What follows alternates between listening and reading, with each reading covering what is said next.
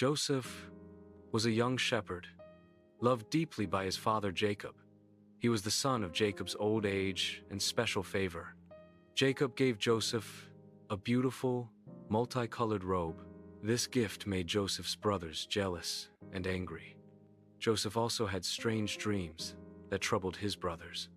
In one dream, his brother's sheaves bowed to his sheaf. In another, the sun, moon, and stars bowed before him. Joseph shared these dreams, increasing his brothers' hatred. They could not speak kindly to him anymore. One day, Jacob sent Joseph to check on his brothers. Joseph traveled far to find them tending sheep.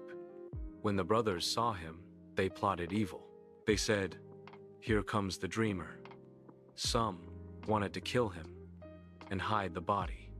Reuben suggested throwing him into a pit instead. They stripped Joseph of his colorful robe. They threw him into an empty, dry pit.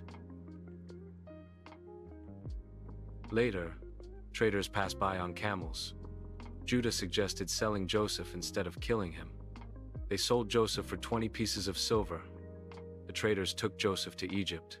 The brothers dipped his robe in goat's blood. They showed it to Jacob, who mourned deeply. Jacob believed Joseph had been killed by an animal. In Egypt, Joseph was sold to Potiphar. Potiphar was an officer of Pharaoh. God was with Joseph, and he prospered. Potiphar noticed Joseph's success and trusted him. Joseph was put in charge of the household. Everything Joseph managed was blessed by God. Joseph was handsome and well-built. Potiphar's wife noticed Joseph and desired him. She tempted Joseph repeatedly to lie with her. Joseph refused, honoring God and his master. One day, she grabbed his cloak. Joseph fled, leaving the cloak behind. She falsely accused Joseph of attacking her.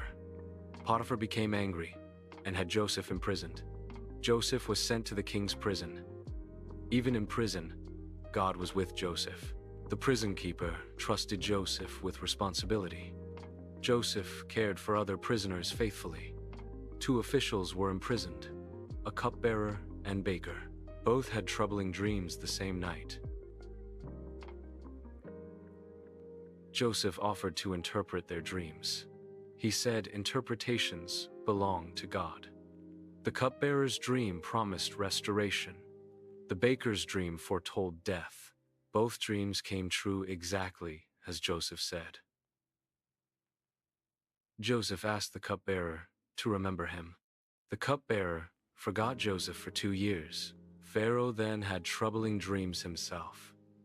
He dreamed of fat and thin cows. He dreamed of healthy and scorched grain. No one could interpret Pharaoh's dreams. The cupbearer remembered Joseph at last. Joseph was brought from prison before Pharaoh. Joseph said God would reveal the meaning.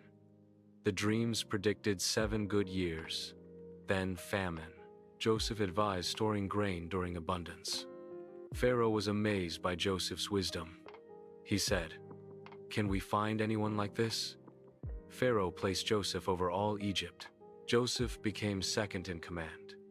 He was given authority and fine clothing. Joseph stored grain during the 7 good years. When famine came, Egypt had food. People from many lands came to buy grain. Joseph's brothers came to Egypt unknowingly.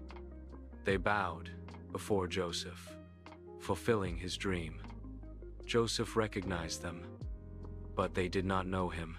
He spoke harshly and tested their hearts. He accused them of being spies. He demanded they bring their youngest brother. Simeon was kept while the others returned. Jacob feared losing Benjamin. The famine worsened, forcing them back. Judah promised to protect Benjamin.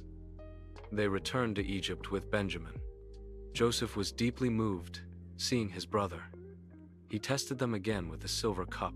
The cup was hidden in Benjamin's sack. The brothers were accused of theft. Judah offered himself in Benjamin's place. Joseph saw their changed hearts. He wept and revealed his identity. "I am Joseph," he cried.